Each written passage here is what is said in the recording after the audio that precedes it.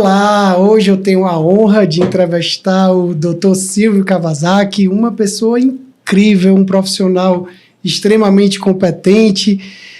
Dr. Silvio, pois não. Que honra lhe receber aqui no nosso estúdio. Seja bem-vindo, fique à vontade. O senhor já veio outras vezes aqui, sim, né? Sim, então, sim. já é de Obrigado, casa, né? Nós ficamos à vontade, felizes de estarmos aqui novamente, para que a gente possa também acertar, orientar e ajudar os pais na educação de seus filhos. Perfeito. No dia a dia, né? E a gente estava conversando aqui antes, sim. São 53 anos de casado. De casados. Uau, 51 anos na pediatria. Uau. Se você pudesse resumir em uma frase todo esse tempo de casado, sim. Qual seria a frase, doutor Silvio? Quando se casa bem, o amor é eterno. Uau.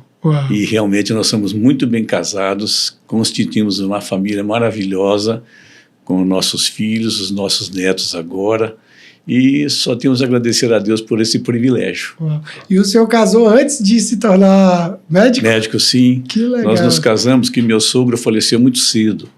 E aí minha sogra ficou com 6 filhos, 2 deles ainda menores de idade e tal.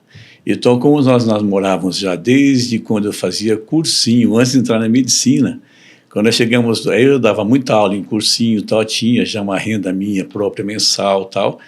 Então, quando cheguei no final do 3º ano de medicina, minha sogra falou assim, se você não quer casar com a Maura, para você conhecer sua família tranquila e me ajudar na educação e tal. Então, nós fizemos isso realmente, nós nos casamos no final do 3º para o 4º ano. Uau, entendeu? Uau. E era bom que já tinham... E o nosso filho nasceu no final do 6º ano, o Matheus nasceu no final do 6º ano. Uau. E seguiu aí a carreira de médico também, né? Acho que vendo a gente sofrer tanto, mas gostando tanto, né? Um sofrimento gostoso, saudável, eles também acompanham. Os 3 filhos acompanharam também para a medicina, os 3 são médicos. Uau. E por que o senhor escolheu pediatria? Teve algum caso específico assim? Não, foi assim, foi engraçado, né? Quando a gente está no 6º ano, nós somos doutorandos e nós temos que fazer, então, a parte de plantões, né? A gente tem que escolher qual que é a carreira que você quer fazer e você começar a ver se você gosta naquilo que você está fazendo. Sim. Então, eu passei na parte de admissão para fazer ginecologia e obstetrícia. Aí, nos plantões de obstetrícia que a gente fazia, então eu tinha que acompanhar o R1 e o R2 para fazer parto normal, cesáreas e tal. E naquela época, né, um tempo atrás, mais de 50 anos atrás, nós não tínhamos aquele grupo certinho de anestesista, pediatra e obstetra para fazer parto. E às vezes a criança nascia mal e nascia às vezes necessitando de cuidados imediatos e o pediatra não ficava de plantão. Então, às vezes eu falava para o R2, olha, eu vou sair e vou dar assistência para o nenê, isso que só tem a circulante para tomar conta. E aí, de repente, comecei a achar que eu gostava mais era de mexer com o nenêzinho recém-nascido e não com a parte de gravidez e parto e nenhuma outra parte que eu queria fazer, que é de cardiologia infantil. O senhor tinha quantos anos, mais ou menos, nessa época? Nessa época eu estava no 6º ano, estava com 25 anos. Uau! Entendeu? Mas 25 anos. E aí nós começamos a trabalhar na pediatria, aí passei para residência na pediatria e estou até hoje trabalhando com as crianças. E cada criança que nasce é uma felicidade, até hoje eu fico empolgado, entusiasmado e continuo trabalhando na medicina normalmente, porque é que me realiza, que me completa, além da família que eu tenho, né? Uau. E é muito incrível quando você encontra o que você ama, né? Porque a medicina é um campo tão vasto, né? Isso. E aí quando você se pega ali encontrando realmente, tem a ver com o chamado também, né? Isso é muito importante, porque quando você faz aquilo que você quer, que você gosta, né, de fazer e tem prazer em fazer, independente do ganho que você tem, acho que você se realiza tanto que você se esquece até do horário. Os 50 anos passa rápido, né? A esposa reclamava muito, eu sou viúva de marido vivo, porque não consigo estar em casa. Quando chega a hora da festa dos nossos filhos, toca o telefone, tem que sair correndo, largar a gente sozinho na festa. Aconteceu muitas vezes isso, né? E o pediatra faz parte da família, né? Praticamente. E a gente conhece a família, conhece os pais, os avós, geralmente a avó vai junto, a gente começa a conhecer. Aí no primeiro aniversário, convido o pediatra para ir na festa da criança de 1 aninho, depois de 2. A gente acaba sendo, além de pediatra, consultor familiar, também amigo, parente, acaba virando até parente, né? Nesse mundo todo. E já aconteceu do senhor presenciar ali, né? Acompanhar o nascimento e depois Isso. aquele bebê se tornar um adulto e Eu ter um filho. Eu já sou avô, até bisavô de crianças que eu já peguei, entendeu? Então, muitas crianças que nasceram comigo, depois cresceram, foram indo, que eu atendi até 15 anos de idade, né? Uhum. E aí a gente vai atendendo, depois esses daí vão se casando, e falam, olha, doutor Silvio, eu estou voltando aqui, eu sou aquele fulano de tal que você pegou quando nasceu, e meu pai mandou trazer o meu filho aqui para o senhor ver também. E a gente continua com os filhos dele, esses filhos já continuaram, porque já faz 52 anos, entendeu? Legal. Então a criança já cresceu, já casou, o filho dele já nasceu, já estou na fase de avô, já de nascimento. Eu fico imaginando aqui, você compartilhando isso, é o tamanho do seu legado, né, na Terra. Então, isso é muito bonito. E eu acho que já saiu até do controle, né? Você não tem nem ideia de quantas crianças que eu já peguei com recém-nascidos, entendeu? E sempre é um prazer, sempre a primeira criança que você pega, porque agora eu não atendo mais berçário nem nascimento, eu só atendo mais em consultório. Sim. Então a gente recebe criancinhas de 7 dias, de 10 dias, que a gente sempre pede para os pais, acabou de nascer, traga antes de completar 10 dias, para a gente poder ver a criança, ver peso, ver se está amarelinha, se está ectérico ou não, se está mamando bem, se está ganhando peso, que são todos assim pormenores que são importantíssimos para a gente poder ver. E geralmente eles levam para a gente, você vê aquela criança de 7 dias, 10 dias, você fica feliz em pegar um nenenzinho daquele que você vai ser responsável pela primeira consulta. Sim. E a gente espera que continue, né? No primeiro ano, no segundo ano, no terceiro ano, no quinto, e a gente vai assim seguindo as crianças e vendo a evolução dessas crianças, que né? Incrível, que incrível. E a gente orientando, tentando fazer o máximo possível para que os pais se conscientizem de que a pediatria é importante, a vida saudável do filho é importante e que levar a criança para a gente ver, mesmo bem, a puericultura que a gente fala, é para manter a criança saudável.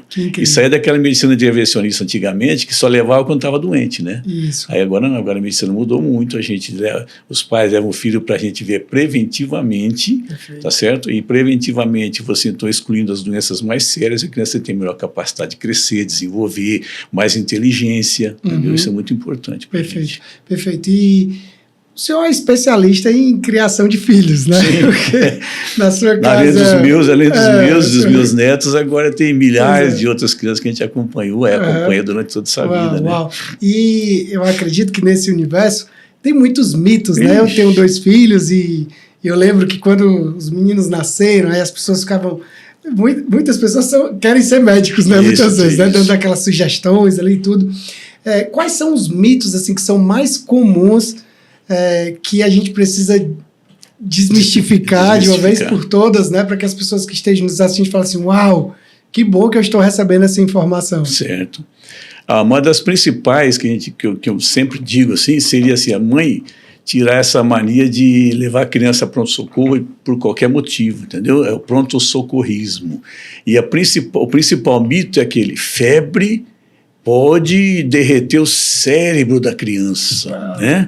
Pode afetar depois a inteligência da criança, então não pode ter febre, tá? Achando que a febre seria um processo maligno, quando febre é um processo de alerta, né? Sim. Só tem febre quem tem imunidade para lutar contra o vírus que está entrando, se for uma virose ou contra uma bactéria, e o sistema imunológico dele lutando contra, ele mata e vira o vírus uma viremia, a bactéria uma bacteremia no sangue, e se provoca uma reação no organismo que chama febre. Então, febre é um sinal de alerta. Então, os pais têm que ter a capacidade de entender aquela febre é um sinal de alerta tranquilo, bom, que eu posso caminhar vendo, ou é uma coisa muito grave que eu tenho que correr para um pronto-socorro. Então, eu tenho que saber isso para não correr à toa, porque está resfriadinho, com uma febrezinha de 37,8, a criança está comendo, está brincando, está correndo. Então, esse negócio de febre derrete cérebro é um mito muito grande, né? E outro também, durante o desenvolvimento da criança, é aquele assim, porque não adianta a gente educar a criança em casa, porque o mundo é que cria criança, o mundo é que vai educar a criança.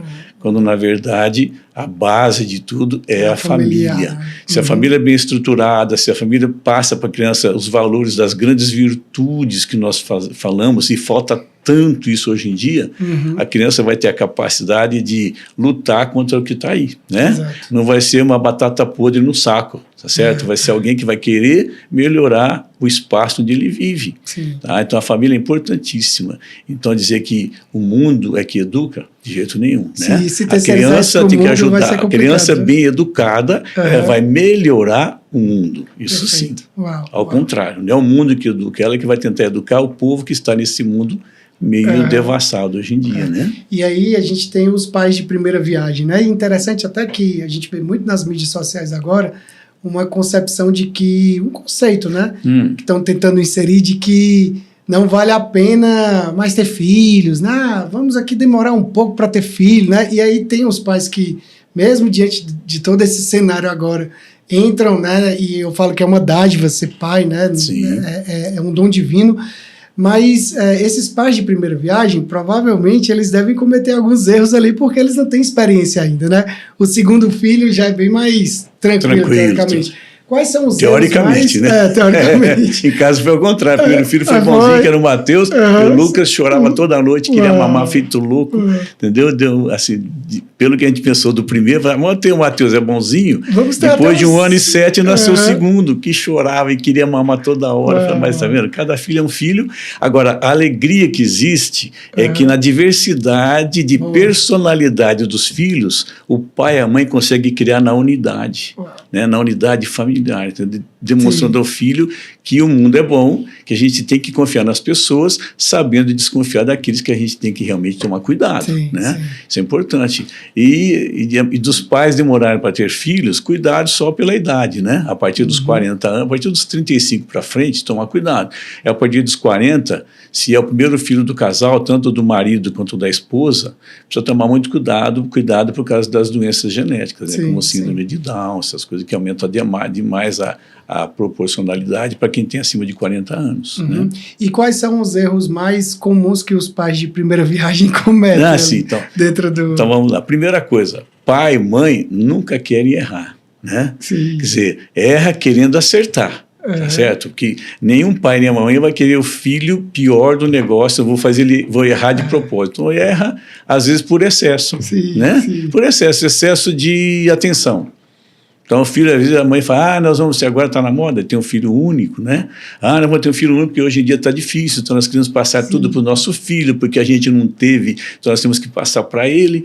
E nessa preocupação de ter um filho único, também eles ficam preocupados em acertar demais, né? Então, o que faz? Filho único. Então, olha, coitado, ele é sozinho, então a gente não pode, tem que tomar cuidado, que só tem ele, então não pode machucar, né? Não pode machucar. Então, não vamos dar bicicleta, que ele pode cair, pode quebrar o dente, não vou deixar ele correr demais, que ele pode ralar o joelho. Então, o que acontece? A menina não pode ir fazer balé, que pode entortar a perna, a criança não pode correr, que pode cair. Então, a gente vai cerceando, às vezes, a liberdade da criança.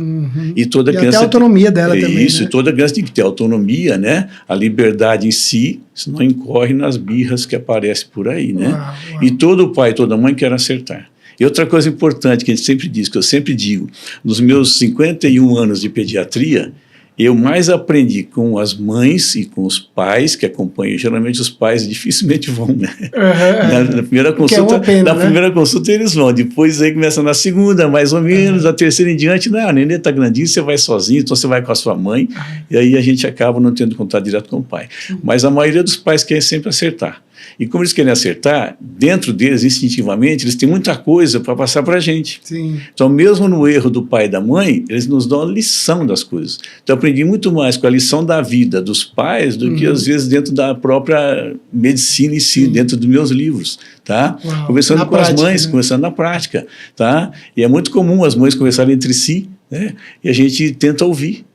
Às vezes lá na sala... elas trazem até uma informação ali que... porque a dona falou isso aqui, porque eu sei que falou isso aqui. Então você vê que elas estão se contactando, trocando ideias, e trocando ideias, elas trazem às vezes as ideias para a gente que nos ajudam a melhorar o nosso modo de trabalho, o nosso modo de ver a criança, o nosso modo de ver a mãe, de ver o pai, no nosso modo de ver a família, entendeu? Então a gente aprende muito com os próprios pais. E lembrar sempre que toda mãe, todo pai quer sempre acertar.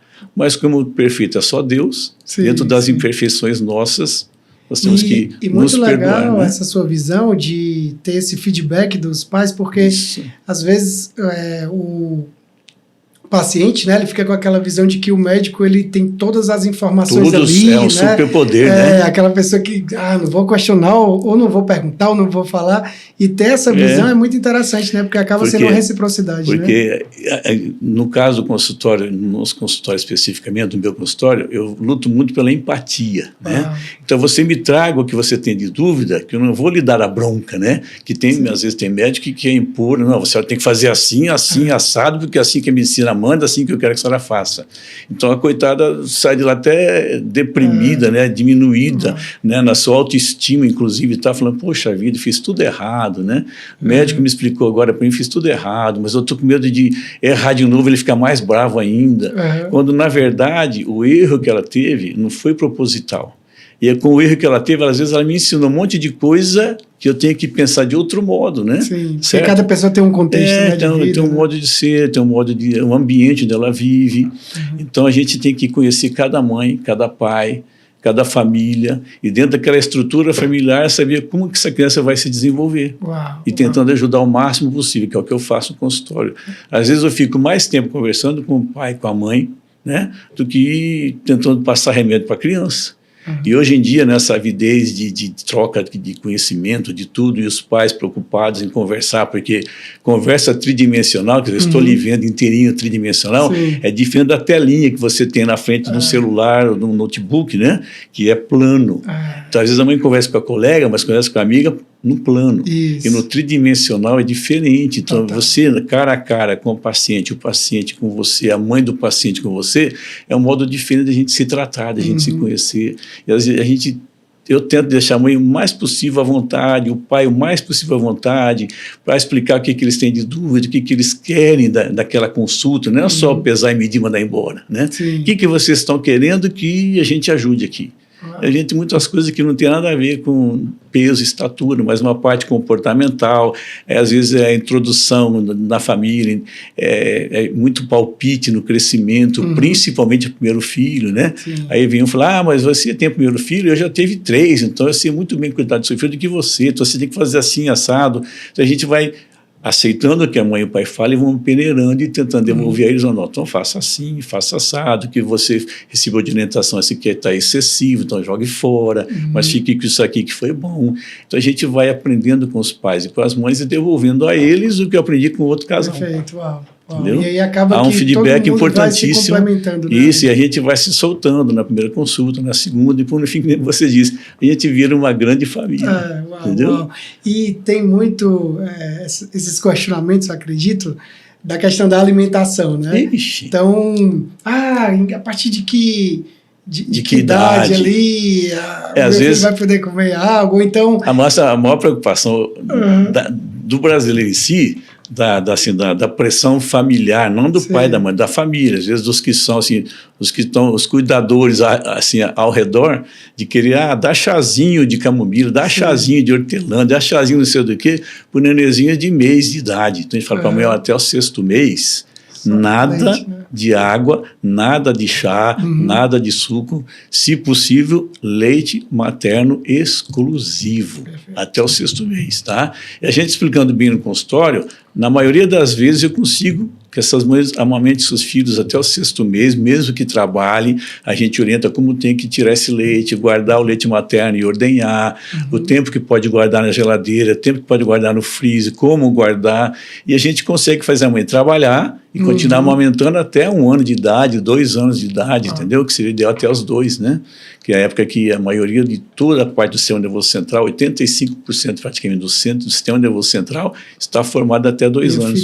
Minha filha mamou até 2 anos. Então, o leite materno ele é fundamental. Em todos os aspectos, ele é fundamental. Acho que até no acalento também, né? Inclusive no binômio mãe e filho, né? Pois é. Então, se a mãe está amamentando, não tem ninguém que possa fazer isso por ela. Então, naquele momento, ela afaga a criança sente o calor materno, conhece o batimento cardíaco da mãe, entendeu? Conhece muito bem, por isso que às vezes você vai pôr a criança na cama, ele chora, porque não escuta mais o coração da mãe batendo. Então isso tudo é importantíssimo. E nesse binômio mãe e filho, quanto mais você permanecer com essa criança até 2 anos, o futuro é que vai mostrar para a gente que a mãe realmente que amamenta até 2 anos tem um acolhimento do filho mais tarde, mais amor, mais carinho, mais atenção do filho pela mãe. Perfeito. E a gente está vivendo um período que eu acredito que é crucial da humanidade, onde tem mais comidas fast food, né? Aquelas comidas industrializadas, né? E tudo. Então, quanto mais tempo, né? Até o 6º mês, só peito. Depois do 6º mês, papinhas, mas tudo feito em casa, nada comprado, nada processado, ultraprocessado. Isso é proibido terminantemente na pediatria, principalmente enquanto puder, até os 2 anos. Depois a criança vai saindo um pouco e tal, mas até os 2 anos é fundamental. E esse período de telas, né? Computador, smartphone. Nossa. Isso deve estar complicando muito suas demandas do consultório. Tanto para os pais que ficam o tempo todo, às vezes, querendo informação através dessas plataformas todas que estão aí, como trocar também ideias, né? E tem pessoas que querem dar palpite em tudo quanto é coisa ali agora, tal, tem aqueles conselheiros, tal, né? Agora está cheio, né? Temos milhares desses grandes sábios, tal, da medicina que não são nada e querem ensinar alguma coisa, entendeu? Então os pais têm que saber selecionar, peneirar aquilo que é bom e tudo que forem fazer, levar ao pediatra, né? Não custa nada levar ao conhecimento do pediatra. Eu vi isso, o que o senhor acha? Eu vi aquilo, o que o senhor acha? Alguém me ensinou isso, é correto? Não custa nada. E o complicado porque a mídia hoje em dia complica muito, porque ela influencia demais no comportamento da família, né? E o complicado hoje é que qualquer pessoa pode escrever um texto e publicar na internet, né? Então, e aí a pessoa, ela, quando acha ali, porque ela está muitas vezes no mecanismo de busca, ela não está nem olhando o texto específico, né? Mas um mecanismo e ansiosa e preocupada, né? E aí, às vezes, aquela informação ali é bem complicada, né? Não complicada, às vezes totalmente errada, né? Porque nós temos a parte científica que tem que ser levada, né, a sério. E muitas vezes a prática só no dia a dia não é aquilo que é mais aconselhável, entendeu? Não precisa tomar calma, mas tem que saber peneirar. E o que ela achar que tem dúvida, levar para o pediatra para não errar. Porque ninguém quer errar por prazer na educação de um filho. Só erra porque realmente, às vezes, na ânsia de acertar, acaba errando. E o pecar por excesso é pior do que pecar por falta. Isso, a gente sempre fala para os pais, nunca dê demais para o seu filho. Se você tem R$50, se a criança quer um brinquedo, dá um brinquedo de 30 e guarde 20. Se um dia você precisar comprar um caderno, um lápis, você tem R$20 para comprar. Agora, o que acontece na mídia? O indivíduo vai lá com R$50 e o vendedor induz a mãe a comprar um presente. Não, esse aqui é mais bonito, custa R$200, mas a senhora faz em 10 parcelas de R$20. E a mãe entra nisso aí e fica com dívida. Então, essa dívida atrapalha. E se na semana que vem ou no mês que vem ela precisar de alguma coisa a mais, ela não vai ter dinheiro suficiente porque ela está amarrada na dívida que ela fez. E então, a dívida traz estresse, que aí vai descontar na criança muitas vezes, aí o presente acaba... E uma das coisas que a gente viu agora, ontem mesmo, eu vi que 53% das brigas entre marido e mulher hoje é por causa de finanças. Desequilíbrio orçamentário dentro da família. Inclusive, as crianças também não são ensinadas nas escolas sobre educação financeira, né? Pouquíssimas escolas... Infelizmente, ensinam, né? Infelizmente, porque a criança teria que aprender. Vai levar para a escolinha R$10 para comprar um lanche, então compra um lanche de 5 e guarda os outros 5 para amanhã, porque pode ser que amanhã a mamãe não tenha dinheiro para dar, né? Mas eles realmente são induzidos a comprar tudo que tem e não sobrar nada, e ainda falar, mãe, faltaram R$2 que eu tenho que levar amanhã, viu? Entendeu? Então é complicado. E nessa era das vacinações, né? A gente teve a Covid há pouco tempo, né? E muita imunização. O que é que todo pai de primeira viagem, ou até pais que já, sei lá, tem 2 filhos, 3 filhos, precisam entender sobre a vacinação? Assim, quais são as informações importantes assim, para a gente passar para eles? Uma das coisas importantes é o seguinte, hoje em dia nós estamos, por causa dessa Covid, desse tipo de vacina que nós tivemos, a vacina foi assim, liberada, né? Foi inventada muito rápida, porque nós já tínhamos uma sequência já, né? Já anteriores, já, que a gente já sabia a sequência de como se fazia a vacina do Covid e tal e coisa. Então, muitos colegas acham até hoje que a vacina foi assim, colocada rapidamente, não foi testada, então pode induzir a alteração do patrimônio genético, um monte de coisa assim que atrapalhou bastante. E a Sociedade Brasileira de Pediatria, que nós falamos pela Sociedade Brasileira de Pediatria, ela preconiza terminantemente esquema de vacinação que ela tem e que seja realmente sempre em dia.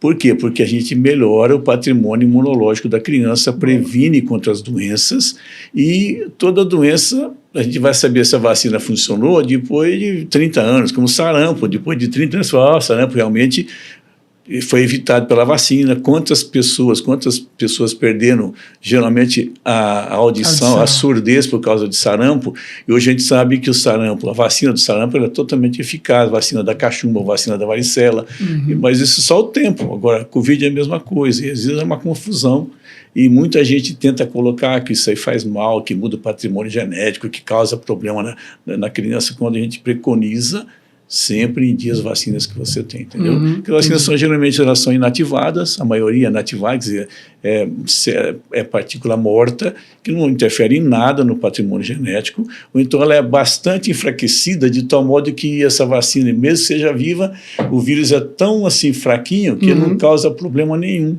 na pessoa que vai tomar a vacina, entendeu? E só que dá uma resposta imunológica maior, o indivíduo fabrica anticorpos contra o vírus bravo, o vírus que é o vírus selvagem que a gente fala, entendeu? Sim, perfeito. Então a vacinação sempre é importante. Toda criança precisa ser vacinada, a vacinação tem que estar em dia. É tão importante que a maioria de todas as faculdades exige, né, que você esteja com a vacinação em dia, mesmo quando você está na faculdade. É um documento importantíssimo que os pais devem guardar com todo carinho e entregar para o filho mais tarde. E o Brasil é uma referência, né, em vacinação. Sim, né? O Plano Nacional de Imunização Brasileiro sempre foi um plano nacional e mundial de referência, realmente, entendeu? Como grande eficiência. Então, a gente tem que se bater nisso, evitar que as mães atrasem, e por causa desse problema todo, e principalmente do Covid, muita mãe deixou de levar o filho para fazer vacina com medo de pegar a doença, e ficou tudo atrasado. E até hoje nós ainda sofremos por esses atrasos, né, e por essas desinformações que estão acontecendo. Perfeito, perfeito. E a gente está caminhando aqui para o fim, mas eu tenho uma pergunta que é uma curiosidade. Dentro de um momento que a sociedade vive de muito estresse, tudo muito rápido, né? Tudo muito tenso e tudo. E eu fico imaginando que uma criança que nasce nos tempos atuais, ela tem um padrão de educação totalmente diferente de uma criança que nasceu ali, sei lá, na década de 70, de 80, né? Que era um outro contexto, né? Provavelmente os veículos que mudavam ali a nossa concepção, né? Era a televisão, rádio, jornal, né? E tudo. Hoje não, hoje tem um celular aí que a pessoa está absorvendo o conteúdo. Que está atrapalhando muito. Exato. E aí eu acredito que as crianças elas entram no modo birra para chamar a atenção dos pais, né? Os pais estão ali com a criança, mas estão em outro mundo ali e a criança começa a tentar chamar a atenção, né? Ontem mesmo eu fui fazer uma palestra para a meninada do colégio do meu neto, que meu neto tem 9 anos, está no 4º ano, então fui fazer uma palestra para a criançada de 3º e 4º ano sobre fungos, bactérias e vírus, que são os micro-organismos, né? Então, falando com eles sobre, assim, olha, uma das coisas que mais contamina é você com o dedinho assim no celular, ó, tá? Depois você pega uma bolacha e põe na boca. Tá lá, pega outra coisa e põe na boca, e todo mundo que está no celular fazendo alguma coisa em casa está comendo alguma coisa. E o lugar que mais tem problemas de vírus e bactérias é a tela do celular. As coisas mais sujas que tem, entendeu? Tá todo mundo contaminado. Está se contaminando. Aí eu falo assim, então vocês têm que tomar cuidado. E outra coisa, com o tempo de celular, né? Hoje em dia, a Sociedade Brasileira de Pediatria, ela preconiza 0 até 2 anos. Nada de tela. Tela quer dizer televisão, notebook, tá certo? É celular e tablet. Sem nada, porque isso até 2 anos. E o que a gente nota é que não é bem isso, né? Eu vejo no meu consultório que a criança já chega com 1 ano e meio, com tablet, e ainda com um negocinho assim, aqueles de borracha para não quebrar, né? Sim. E a criança aqui assim mexendo, nem te cumprimenta, o neném já chega, já senta, a mãe vai conversar com você, a criança está ali brincando, não presta nem atenção, quer dizer, então ele não está nem participando do que está acontecendo ao lado dele, não está vendo o que tem ali do lado, está numa tela plana quando o mundo é tridimensional. Então, a ideia, a visão da criança que fica nisso aí é terrível. Agora, de 2 a 5 anos, a gente fala assim, a Sociedade Brasileira de Pediatria preconiza 1 hora de tela. A Academia Americana de Pediatria, 2 horas. Então, no máximo, entre 1 e 2 horas até 5 anos. Mas a gente vê que é difícil isso aí, entendeu?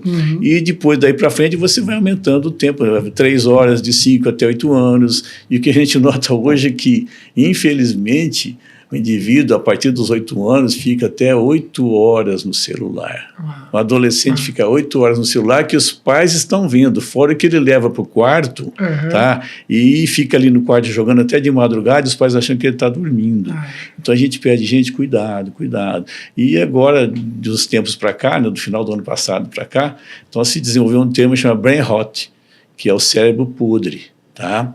E o cérebro podre é um negócio gravíssimo, por causa desse TikTok, esse negócio rápido de 15 segundos, que muda, sim. Indivíduo recebe um monte de informação, mas não tem formação, não sabe o fundamento da notícia, do porquê aquilo ali aconteceu. O que acontece? Ele também pensa rápido. Então chega na escola, a criança não tem paciência para pensar, fica agitada, ansiosa, não termina nunca o trabalho que ela tem que fazer, ela não tem paciência para ouvir, não tem paciência para responder, e a criança fica realmente assim, fora do contexto normal. Sim. Entendeu? E quando a gente entra no contexto da birra, né? Certo. Como que o pai... Essa é a dúvida da birra. É porque é uma curiosidade. Certo. Né? Como que o pai consegue controlar, não vou dizer que talvez amenizar ou ensinar, sem que cause um trauma na criança. Tem alguma técnica ali de abordagem? A birra acontece geralmente de 1 até 3, 4 anos de idade, que é a fase em que a criança começa a querer ter a sua autonomia, a sua liberdade. Entendeu? E nesse período de 1 até 3, 4 anos de idade, a criança ela praticamente se expressa muito pouco com palavras. E para ela dizer que ela está insatisfeita, geralmente acontece muito quando a criança está precisando dormir. Tá? Então, às vezes, a família ela extrapola um pouco, né? Geralmente você vê no shopping, às vezes, as crianças fazendo birra, 8, 9 horas da noite ali e tal, que já passou da hora dela jantar, dela dormir, de tomar seu banho às vezes e tal, e a criança começa a fazer birra, porque já está com sono, está cansada. E os pais às vezes não estão percebendo e vão para o lugar e extrapolam o horário. Cansaço, sono, fome. Né? Isso aí causa também um desconforto na criança, irrita a criança. Tá? E a criança é irritada para fazer birra. E fazendo birra, o que ela faz para fazer birra? Chamar atenção. E chamar atenção, como que ela vai chamar? Gritando, esperneando e deixando o pai e a mãe passar vergonha. Né? Que a mãe fala assim, doutor, eu nunca pensei, eu via a filha da minha amiga fazendo isso, o filho do meu amigo fazendo isso, eu achava, nossa, olha que coisa mais feia. Né? Isso acho que nunca vai acontecer comigo. E agora você está na mesma situação do amigo que você criticava, da amiga que você criticava. Então, o que tem que fazer nesse período, nessa hora? Como a criança precisa de uma identidade dela, autônoma e liberdade, a primeira coisa que tem que fazer, filho, vem cá. Primeira coisa é amor. Né? Como que se dá amor? Abraçando. Então, o que você abraça? Não é você de cima para baixo, você abaixa no nível do seu filho, tá? Da sua filha, e dá um abraço, traz a criança com carinho, com afeto aqui e tal, porque naquele momento a criança não sabe o que ela tem que fazer. E ela recebendo o seu afeto, seu carinho, o seu calor, né, que é o amor materno e paterno, ela se sente acolhida. Então, acolhida ali, fala, poxa vida, eu não preciso gritar tanto, né? Você vai acalmando a criança devagarzinho, fazendo um cafuné, conversando, explicando. Não precisa fazer isso, filho. Você está com sono, nós vamos embora, tá certo? Você está com vontade de ser nenenzinho de 1 ano e meio, 2 anos e meio, ainda usa fraldas, né? Então você está com desconforto das fraldas, nós vamos trocar, tá certo? Você está com soninho, então vamos embora logo, você vai descansar, você já correu bastante aqui na festinha, tá? Você está cansada. Então fazer um acolhimento do filho, né? Acolhimento. E nunca ficar bravo. Nunca querer puxar, porque é comum você ver a mãe puxando até o filho pelo cabelo lá no supermercado, na loja, no shopping, com vergonha, puxando a criança esperando e gritando. Então, não se faça nunca, né? Esse tipo de comportamento. Aí você vai também virar uma criança de 2 anos de idade brigando com uma criança fazendo de 2 anos de idade. Então, você, pai e mãe, tem que ter maturidade para fazer o acolhimento. E o acolhimento tem que ser com carinho, com afeto, palavras bem baixinhas, que sejam palavras cativantes, né? Que você vai trazendo a criança devagarzinho para o modo, né? Calmo, tranquilo, acolhimento, para ela ver que não precisa fazer nada daquilo. E a birra é natural, toda criança tem que fazer birra, para mostrar que realmente ela está querendo a independência dela, a liberdade dela. Sim. E o modo dela mostrar isso é gritando, berrando. Uau. E sempre acolhimento. Acolhimento. A palavra chama acolhimento. Sim. Esse podcast é o tipo do podcast que daria para a gente ficar aqui o dia inteiro, né? E eu tenho uma última pergunta, doutor Silvio. Eu acho que essa é a pergunta do fechamento, é a cereja do bolo, né? Ao longo desses 53 anos aí de profissão que o senhor já compartilhou, né? O senhor deve ter muitas histórias. Muitas. Mas qual foi a história, se é que dá para a gente eleger, né? Mas qual foi a história mais impactante, assim, que foi mais surpreendente, assim, como se o senhor olhasse e falasse assim, uau, eu me sinto um instrumento de Deus, assim, eu me sinto um homem agraciado por ter conseguido fazer isso. Teve alguma história particular? Tem. Inclusive, ela culminou agora há 4 meses atrás. Uau. Então, há 42 anos atrás, né, nasceu uma criancinha na cidade onde eu trabalhava, de menos de... Eu que recepcionei o nenê, ela tinha 900 gramas. Nossa. Naquela época, há 40 anos atrás, era dificílimo você manter uma criança viva, sim, com menos de 1 quilo, numa cidade de interior pequeno, onde eu morava, que tinha só 80 mil habitantes, e a gente pobre de recursos, né, dos centros grandes, como na USP, em Ribeirão Preto, onde me formei e tal. E a gente conseguiu, quer dizer, eu consegui, com uma equipe toda que eu montei, manter essa criança numa UTI neonatal. E essa criança caminhou bem, ela ficou 2 meses e meio no hospital, né? Ficou numa UTI neonatal por mais de 1 mês, depois passou por um quarto de cuidados especiais, até que ela foi ganhando peso, fazendo balanço de ingestão e peso e tal. E a gente liberou ela para casa com 2 meses e meio. E essa criança evoluiu muito bem, não teve nenhum trauma, não teve nada, caminhou bem.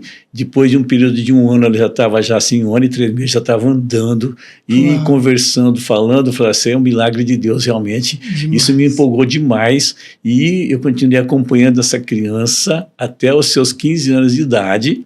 Depois ela foi para a faculdade, fez a faculdade de enfermagem. Hoje ela é chefe de enfermagem numa cidade do Mato Grosso, grande. E ela se casou e agora teve o primeiro filho. Uma filhinha que está com 4 meses, ela me mandou a fotografia da menininha, mamando no peito, tá certo? E fofinha, bonitinha, já está firminha e tal, conseguindo firmar. Eu falei, olha, e ela me mandou um recado, doutor, olha aqui, né? E depois ela mandou a fotografia dela quando ela tinha 4 meses, aquele nenenzinho pequenininho, sim, que cabia na palma da mão da gente. Sim. E a nenenzinha dela de 4 meses, daquele tamanho enorme. Ela falou, olha, milagre que o senhor fez comigo. Uau. E agora o senhor está me ajudando a ter minha filha. Isso aí para nós empolga. Uau. E foi há 4 meses atrás, recebi essas fotografias, que a avó acabou também me mandando mais ainda. Tá? Eu tenho contato com a avó, com a filha, tudo e tal. Você vê como que a pediatria realmente faz uma família, né? Verdade. E eles não se esquecem da gente. Depois de 42 anos de idade, de tempo que essa criança nasceu, agora está me mandando recado da filhinha dela que nasceu, que está lá.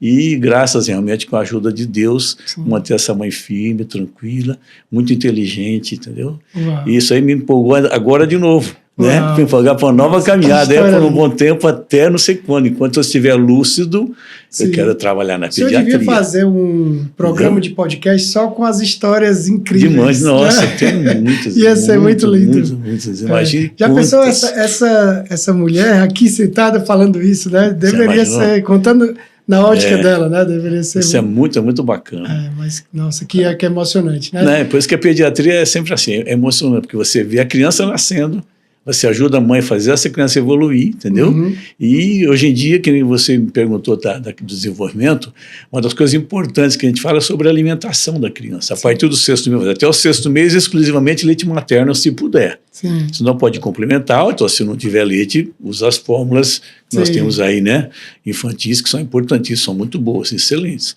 Mas se puder amamentar até o 6º mês, melhor. Depois do 6º mês, introduz-se o alimento, né?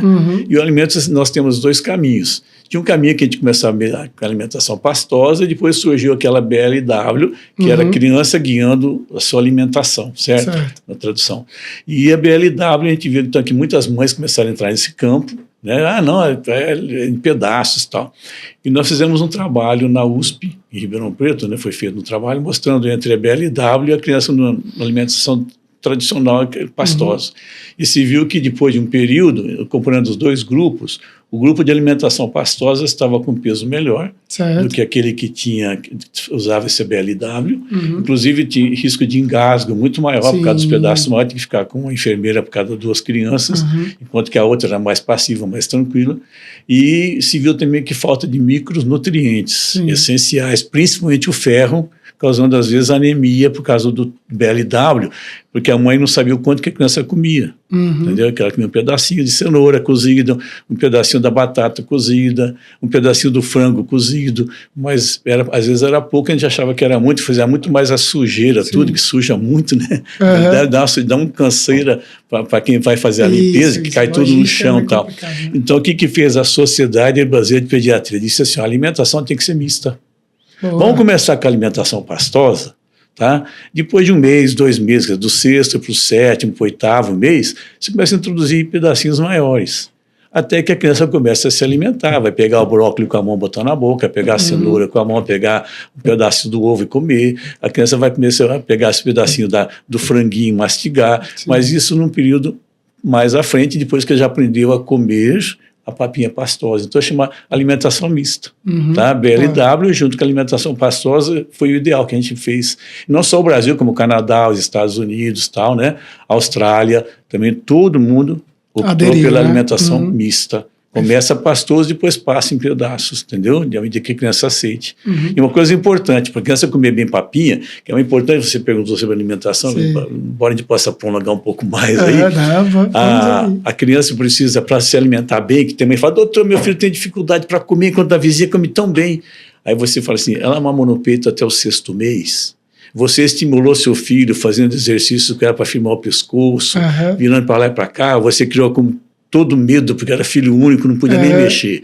Porque a criança tem que estar com o pescoço bem firme, com toda a musculatura periorbital bem desenvolvida, que ela sugando no peito, ela desenvolve melhor toda essa parte da orofacial, entendeu? Fica mais maduro para ela mastigar.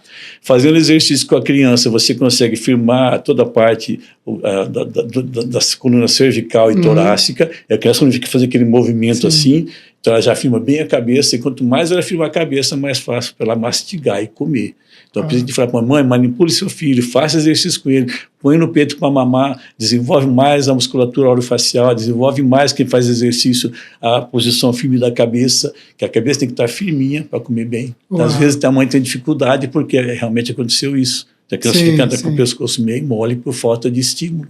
Entendeu? Doutor Silvio, que privilégio ter essa conversa com o senhor. Volte sempre. Nós estamos felizes de estarmos aqui e poder ajudá-lo aqui de pode. E tendo tempo de vocês aí, o que vocês me chamarem, estou à disposição. Que legal. Para esclarecer as mães, para mim, aos pais, a família toda, né? É muito gratificante. Eu fico muito feliz de todo esse seu conhecimento aí, são 5 décadas, né? Está sendo compartilhado na internet, que é um local onde os conhecimentos nem sempre são tão válidos, né? Então, continue com esse propósito, continue compartilhando cada vez mais o que o senhor tem aí, que é a sua paixão, né? Eu falo com os pais, assim, olha, isso daí são os desafios da família no mundo contemporâneo que está aí, entendeu? São os desafios, que a família está todo dia sendo desafiada. A meio de comunicação de massa é que às vezes mostra o caminho errado, muitos mostram o caminho correto, você tem que saber selecionar. Esse que é o grande desafio, a família saber peneirar, como diz lá na Bíblia, separar o joio do trigo. Exato. Né? Isso é fundamental. A família tem que saber. Tá? Meio de comunicação é muito bom, Só que você tem que saber selecionar, Sim. peneirar e separar realmente o joio do trigo. Uau. Eu tive a honra de conversar com o Dr. Silvio Kawasaki, esse médico brilhante, com 53 anos de pediatria. Eu estou impactado com o que a gente conversou. Você que nos assiste agora, compartilha esse vídeo com o máximo de pessoas, com aquela sua amiga que está grávida ou que está com filhos, né, com 1 ano, 2 anos, 3 ou até mais. Não esquece de compartilhar. E até a próxima. Dr. Silvio, mais uma vez, muito obrigado. Seja bem-vindo. Obrigado também pelo tempo, pela honra que você me deixou disponível, né? Nada melhor do que a gente poder ajudar naquilo que a gente pode, no conhecimento que a gente tem. Não guardar para nós, mas distribuir para quem precisa. E vamos gravar mais. Vamos gravar mais, se Deus quiser. Estamos aí pronto para isso, tá ok? Que bom. Obrigado.